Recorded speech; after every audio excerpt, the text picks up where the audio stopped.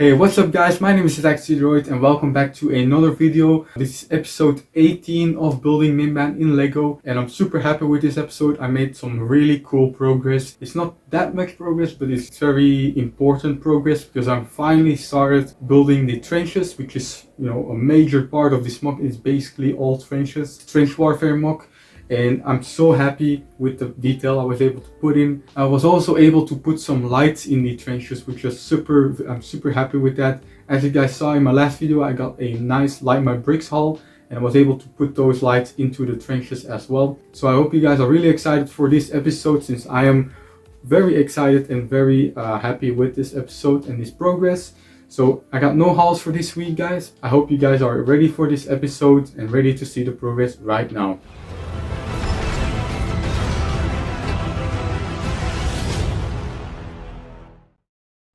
So here is the beginning of actually creating the trenches. I'm super happy I was able to, start doing that. It was definitely a smart choice to first do the trenches.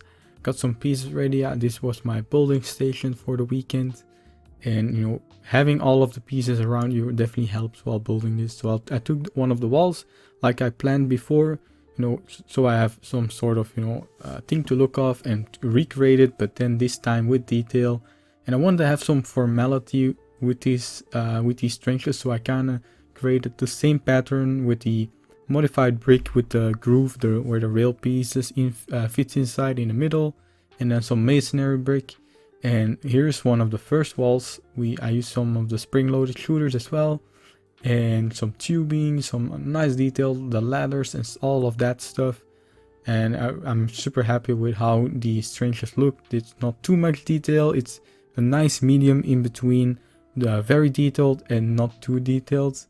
And I really like that I just used light bluish gray a lot more than only dark bluish gray. So this is how it looks in the wall into the trench, and it looks very nice like this. I really like how it angles like it, and it's just such a nice detail instead of just having the plain walls that I had for like weeks or months even. Just a stand-in wall. So now we finally have a finished wall. And then I actually found some, because I was struggling with the walls, it was just going downwards the whole time, so I just put a brick there.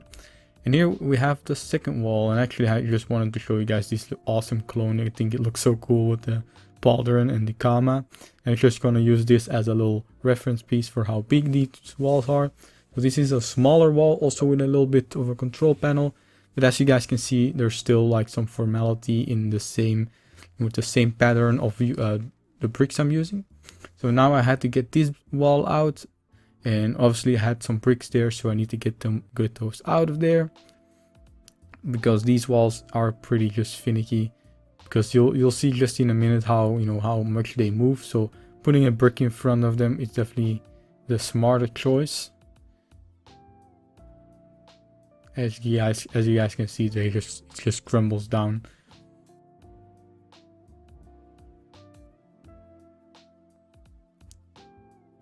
So now that is gone, we can finally start making the third wall, which looks awesome. But first I wanted to show you guys the second wall in its spot. And I put a little bracket piece just to fill in that gap. Whenever there's no light there, the gap will be pretty unnoticeable. But here's a third wall. Super happy with this one. I want to have 2 ladders on this, so people can go over the trench that way. This is like the trench in the most middle of the trench. And I have some platform, some tubing, another little bit of a control panel. And people need to look over the trenches, so we do need some places where the figures can actually stand on, since the trenches are basically twice the height of the figures. And here I have it in place again with an E-Web blaster. So this is something I want to do as well, having some blasters looking over the trenches, since that was very prominent in World War II and World War I as well. Maybe I'll put some sandbags around them as well. But also that little tubing piece, I think it looks really nice. Adding some of the metallic grays and metallic silvers in the mock definitely spices it up and adds some nice shine to the mock. So as you guys can see, the figure fits right on top of the platform and also can hold the E-Web blaster. Here's another angle of these, you know, that the biggest trench I've done so far. And that if you're wondering, that E-Web blaster does move, and it's also my own design.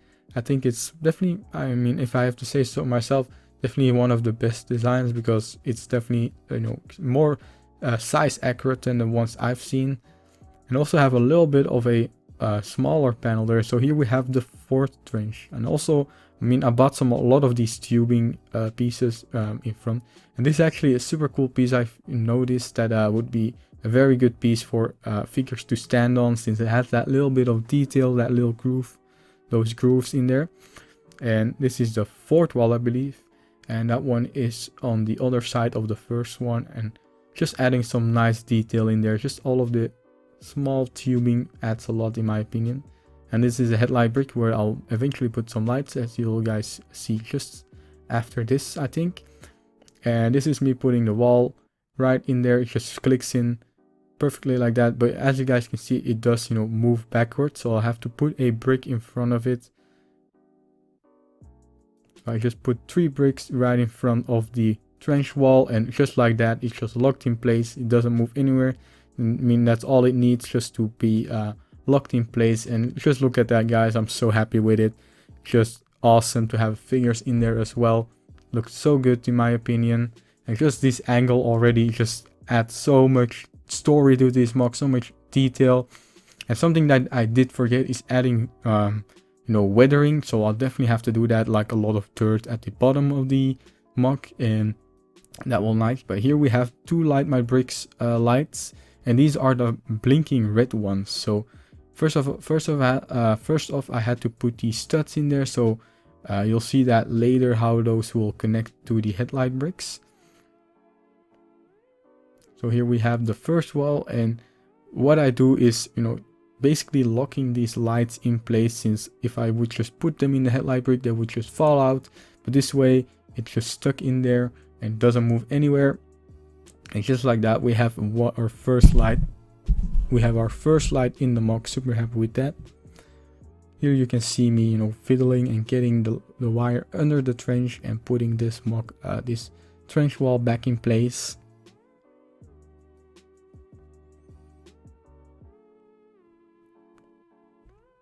And here we have our second light, and just like the previous one, I have to put the stud behind the headlight brick, just like this.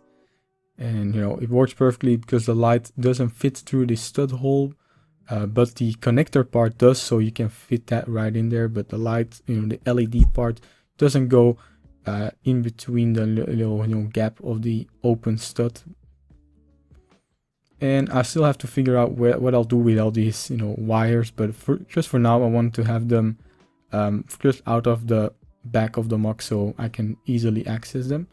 But I have to put those you know, bricks back there. And that was something I didn't consider, just putting the bricks there. Just such an easy solution to a problem I had before. And now I have to connect these two to the connector board. And as I said before, these Light My Bricks are such a consumer friendly product. They actually just, you know, basically plug in and play, and it's so much easier than having to actually solder lights and all that stuff. I've done that a little bit before in my Naboo mock, for example. So just like this, we have a battery box. I actually had to replace this battery box because this one just disconnects like just after a little bit because it's not enough energy provided. But here you guys can see the lights, and I'm actually happy it's like out of sync, because that's just way better in my opinion. Put off the lights just to see it better, and this is just gonna add so much more if you have, you know, all these trenches with lights in there. Just add so much detail. And here I'm just showing you guys the lights one by one on the walls with a bunch of detail in them. And I'm definitely going to have to buy a lot more lights, I think, and it's definitely going to be worth it because they're just so reusable for every Lego mock, small or big. And I can't wait to add more lights. It's so consumer friendly. I'm super happy with it. But this angle just makes me so happy having finally something that's actually detailed in the mock instead of just having these, you know, prototypes walls. So here is the overview of the progress for this week, and I'm super happy with it. I love that I was able to add lights, and I'm really happy with how detailed the gribbling is and how I'm like not really overdoing it. And you know, I think it's the perfect medium. I really like how I was able to cramp all of this detail in, and I really like, you know, using these pieces and all these textured bricks, and you know, adding pipes and all of that stuff is so cool. So I'll just show you guys all around the mock. I mean, obviously this is like 4 walls done, but I'd say it probably takes about maybe half an hour or more per wall, you know, just trying stuff out and seeing what kind of greebling looks the best. But I'm super happy with it, and I added 2 lights already. I'll have to see how many lights I'll have. I'll probably just do, you know, how much. I'll just try to do as much as I can, and then I can see how many I have to buy more of them, because I really want these trenches to look good, and they're really, I mean, the greebling looks just so cool. Super happy with it. I want to, you know, put some more, talk a bit more about this section. This is actually like a little platform on hinges, and I do want to have more of these platforms. And as I showed before, I found a very good piece for a little platform for you know, people to stand on, since these troops do need to, you know, shoot over the trench. This is actually the section where the rebels will be, but I'm putting Imperials for now. So I'm not sure if rebels also use E-wave blasters. Maybe they have different design. I'll have to do some research on that. But the very cool thing is that if I take a figure, and you know, I can put him down here, and he can use the E-web blaster, and I think that looks awesome. Or a figure over here, or if they're just on the ladders as well. So I'm super happy with it. I'll show you guys the walls one by one more time, so we'll get some nice piping over here. And then over here we have a little control.